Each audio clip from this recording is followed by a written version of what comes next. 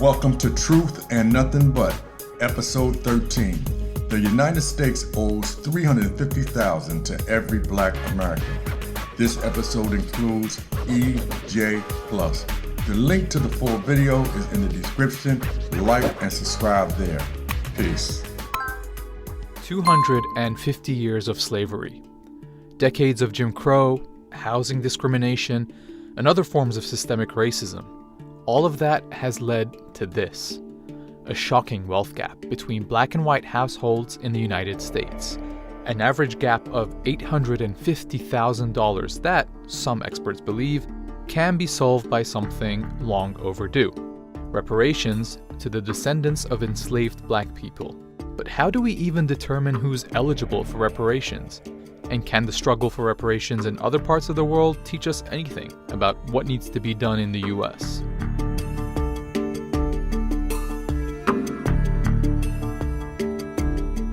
To understand why there's a call for reparations, there needs to be an understanding of the scale of slavery. It was a crime against humanity in which around 400,000 people were forcibly brought to North America. Over the centuries, 10 million enslaved people were legally treated as property in the United States, brutalized and ruthlessly exploited for free labor, which was used to establish the country as a leading global economy. In fact, one historian estimated that by 1860, enslaved people were, quote, worth some $3.5 billion, making them the largest single financial asset in the entire US economy. That's around $115 billion today. When slavery was abolished in 1865, 4 million formerly enslaved African Americans were freed. But through their forced labor, they created billions of dollars in generational wealth for their captors and none for themselves. Back then, the US government understood the need for reparations and passed an order to distribute 40 acres and a mule to all formerly enslaved families so they could build wealth and financial security. However, after the assassination of Abraham Lincoln, President Andrew Johnson vetoed the allocation and returned the land to former slave owners. One way to reckon with America's past and current wealth disparity is through reparations that close the racial wealth gap. You should make direct monetary payments to the eligible recipients. That's economist William Darity. He co-authored the book From Here to Equality, which outlines one of the most comprehensive plans for what material reparations could look like.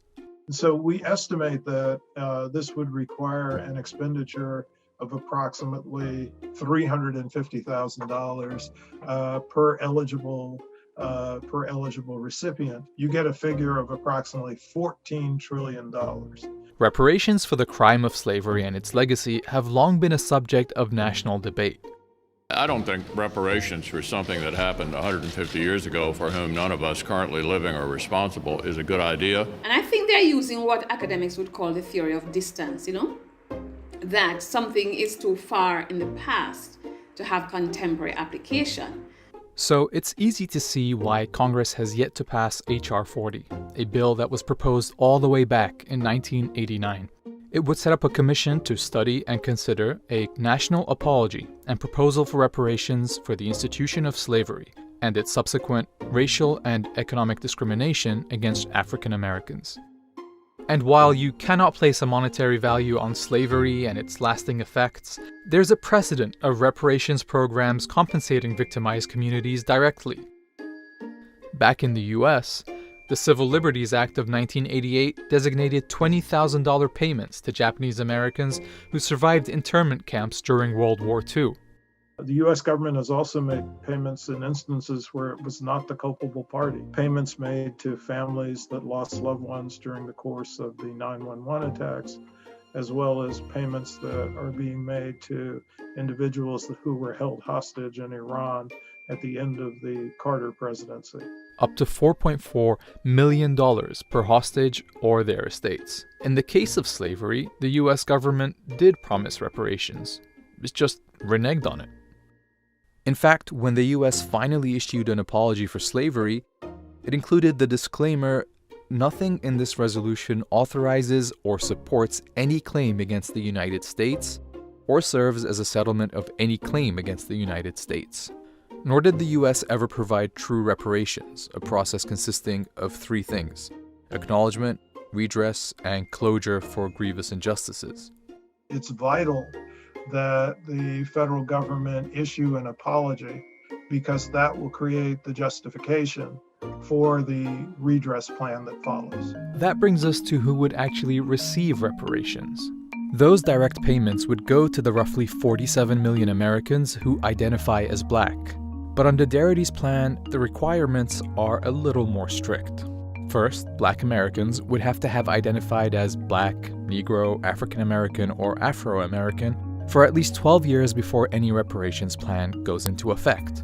And they'd have to prove that they had at least one ancestor who was enslaved in the United States.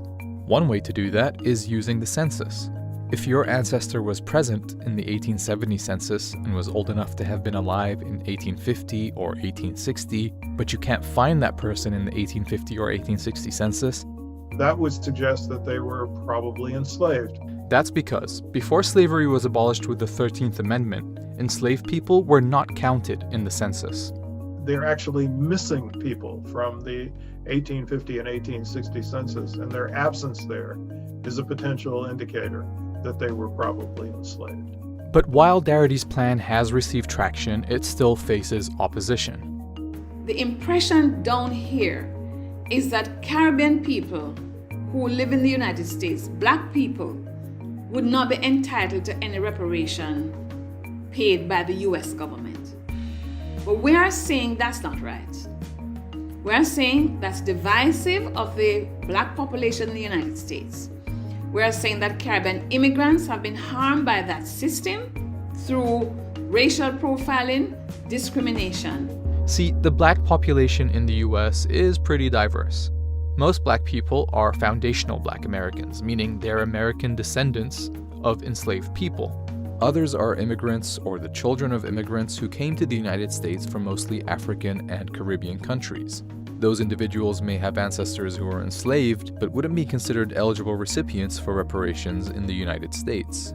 Descendants of the enslaved have a claim that's linked directly to the failure to provide their ancestors with the promised 40-acre land grants.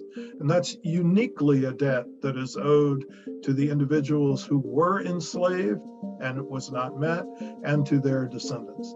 The second reason that's somewhat related is the fact that the current or existing racial wealth gap in the United States is a consequence of policies that have been pursued by the federal government that built white wealth to the detriment of Black wealth. A major policy Darity is referring to is the Homestead Act of 1862, or H.R. 125, legislation to, quote, secure homesteads to actual settlers of public domain.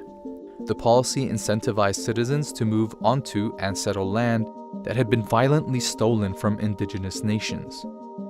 It provided 160-acre land grants to over 1 million white families for a small fee, but excluded the 4 million formerly enslaved people from the program who had already been denied the 40-acre land grants they'd been promised. Through the act, 270 million acres of land was settled across 30 states over 124 years.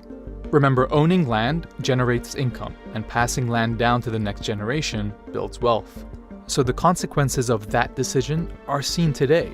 Approximately 45 million living white Americans have benefited from this massive asset-building legislation. I would argue that virtually all Black people throughout the diaspora, the African diaspora, have a claim for reparations, but they don't all have a claim for reparations from the United States government. The horrors of slavery and its consequences are not uniquely American.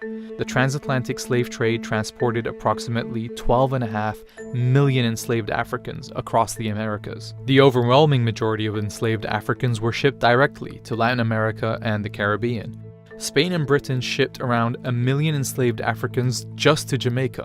By 1833, slavery was abolished throughout the British Empire. But instead of compensating formerly enslaved people, Britain provided reasonable compensation to slave owners through a then £20 million loan, which British taxpayers fully repaid in 2015. According to one estimate, that's worth over 20 billion British pounds today. For decades, descendants of enslaved people have been fighting for reparations in these regions, and in 2013, several Caribbean countries united to form the CARICOM Reparations Commission, which developed a strategy for reparations that focuses on reparatory justice. The 10-point plan begins with the demand for an apology, which is followed by calls for repatriation, an Indigenous Peoples Development Program, eradicating illiteracy, and debt cancellation, to name a few. CARICOM has sent letters requesting reparations from countries like Spain, France, Britain, and the Netherlands. The response was negative for the most part. No country admitted to the wrong, no country took responsibility, no country apologized, no country committed to repair.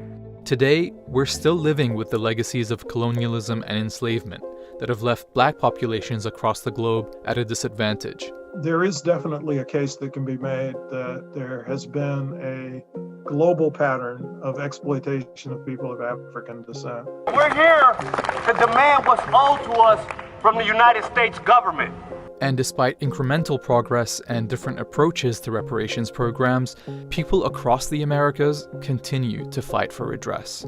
Right now, this is a contentious issue. It's affecting relationships, world relationships, global relationships, country versus country disputes exist. I think reparatory justice would help the society to heal itself. Both people of African descent, African people, and European people. I think it will be good and beneficial to all of us. Reparations! When do we want it? Now! What do we want? Reparations! When do we want it? Now!